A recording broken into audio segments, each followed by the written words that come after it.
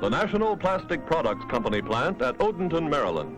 A firm that plays one specialized part in the manufacture of a product that makes life a little easier and better for all of us. In the 1950s, about 5 million tons of plastic was produced every year. By 2015, it was 381 million tons. And now, every year, hundreds of thousands of tons of plastic waste ends up in our oceans.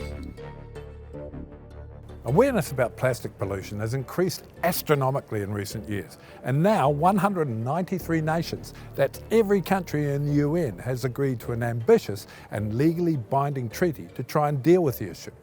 But here at Brunel University, they're finding out it's not just the environment we need to worry about, it's ourselves.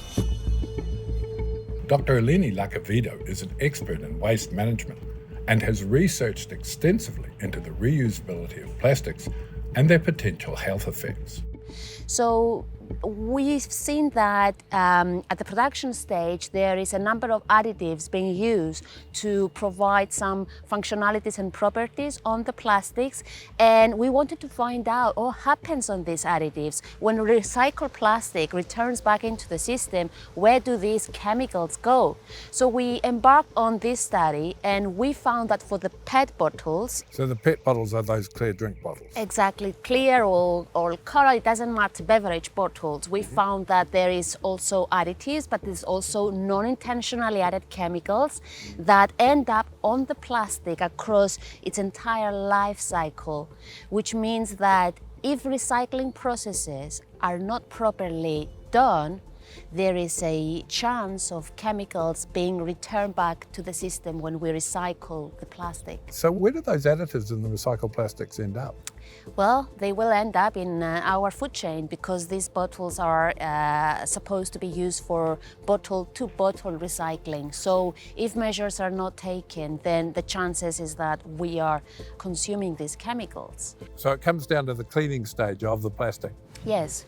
It seems quite daunting because we know we need to recycle, but you're telling us even when we recycle, there's a problem that we have to deal with. There are many gaps. Recycling is not bad. It's actually very good for the environment. It's very good for plastics as well, especially the PET beverage bottles.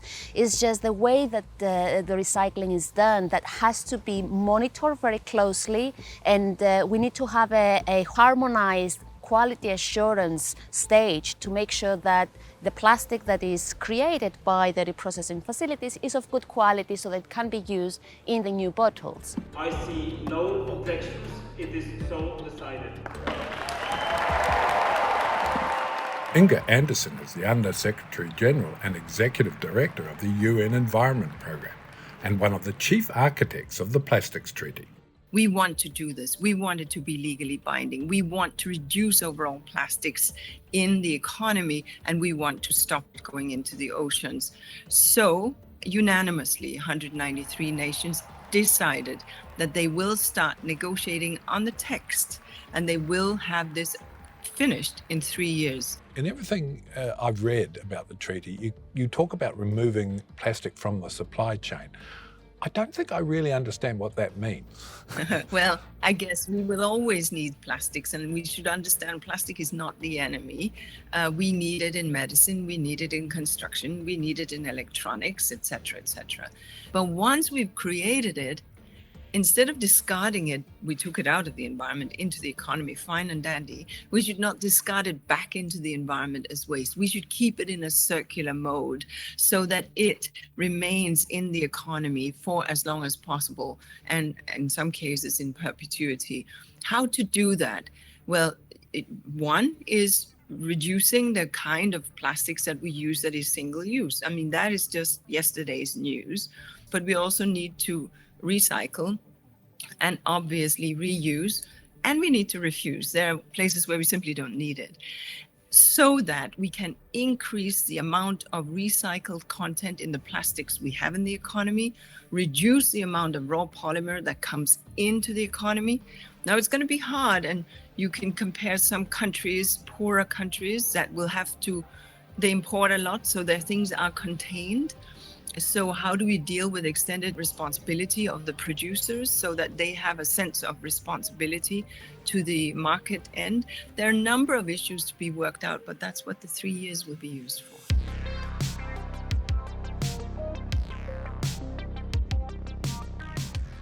And what are some of these dangerous additives that we're talking about? It's a range of chemicals. In our study was a systematic evidence mapping. So we collected studies from different regions around the world, and we looked into the results they produce in relation to the chemicals that can migrate from the plastic bottle to the beverage, or it could be found during the reprocessing stage.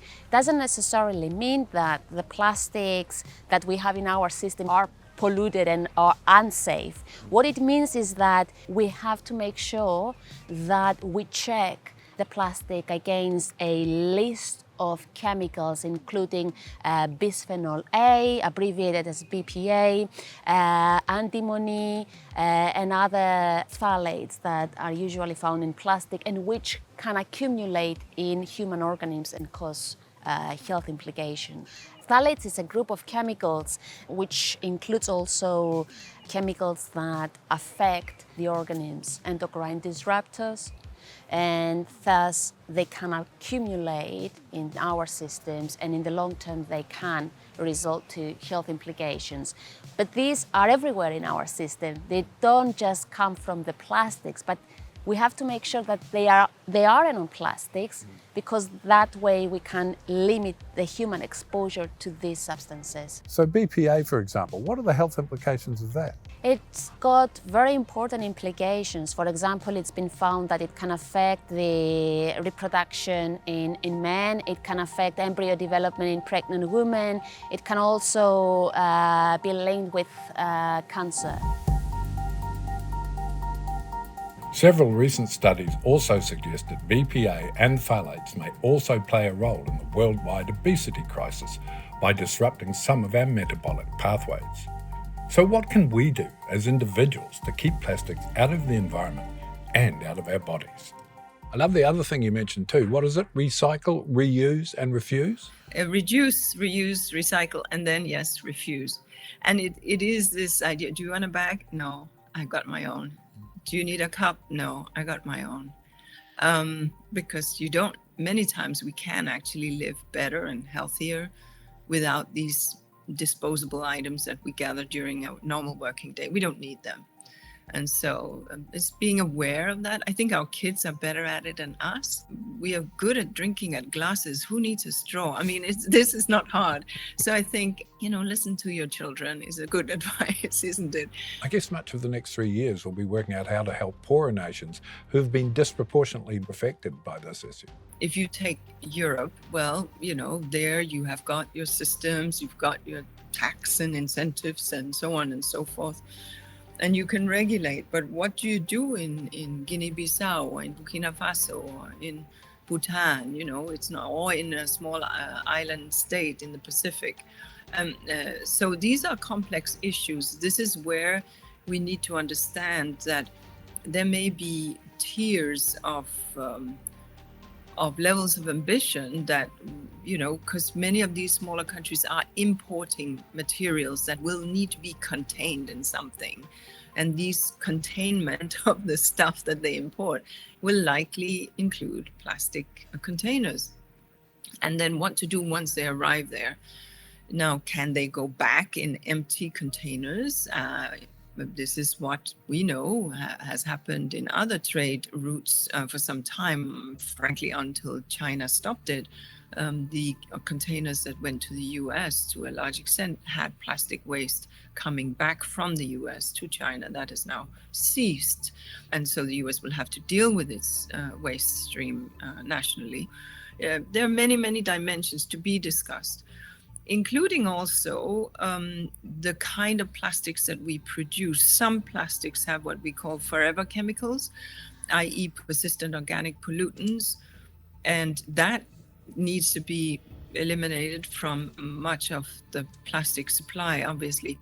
And when you buy a bag of chips or something, often there's a metal lining. The moment you put a metal lining in a plastic thing, can't be recycled. So there are also some regulatory settings that needs to be introduced that simply makes it more amenable to recycling.